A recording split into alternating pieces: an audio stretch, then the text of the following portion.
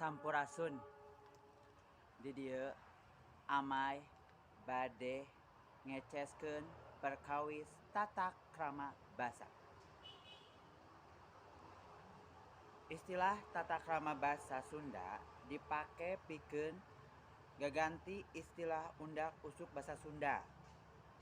Sabada Kongres Basa Sunda 1888 di Cipayung, Bogor.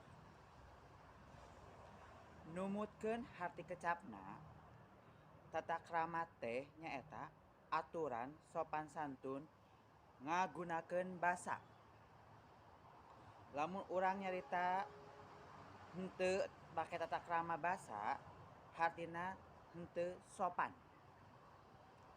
Ari nu dimaksud tata krama basa nyaeta ragam basa Sunda anu dipake diluyukeun jeung kaayaan anu nyarita, anu diajak nyarita jeung anu dicaritakeunana pikeun silih hormat jeung silih ajenan.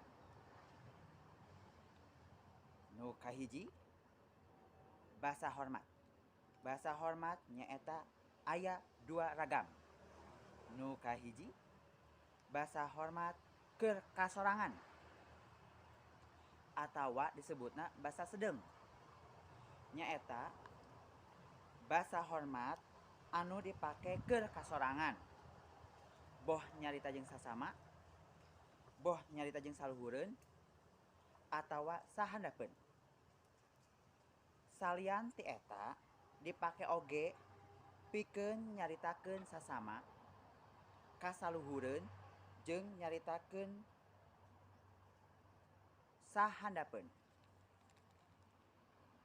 Aya sawatara kecap utamana anu patali jeung pancakaki sok make kecap pun. Upamana dirobah jadi basa hormat keur kasorangan. Umpamana bae pun adi, pun bapa, pun lanceuk jeung pun biak. Kecap-kecap basa hormat keur kasorangan diantarana wae wangsul, dongkap, meser, hoyong, neda, mondok, nguping, mios jeung sajabana. Nu kadua, basa hormat keur ka batur. Basa hormat keur ka batur dina konsep undak usuk basa Sunda disebut basa lemes. Nyaeta ragam basa hormat anu dipake atau dilarapkeun keur ka batur. Boh ka sasama, boh ka sahandapeun atawa saluhureun. Kecap-kecap anu patali jeung pancakaki biasana dipiheulaan ku kecap tuang.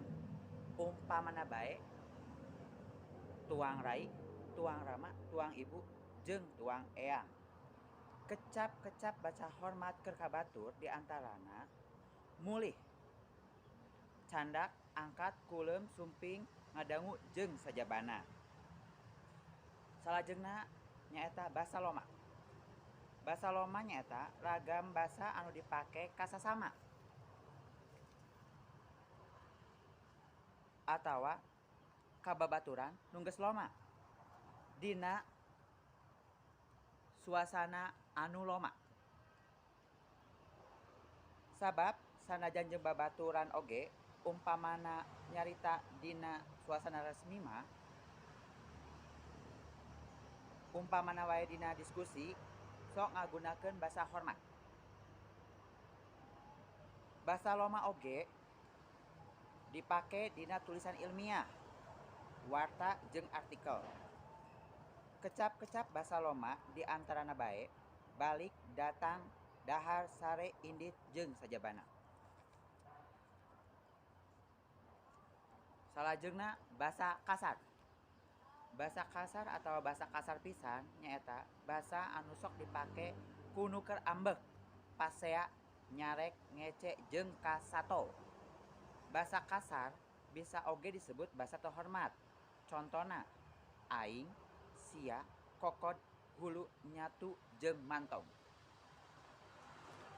Sakitu wae nu tiasa ku amai eceskeun perkawis tata krama basa.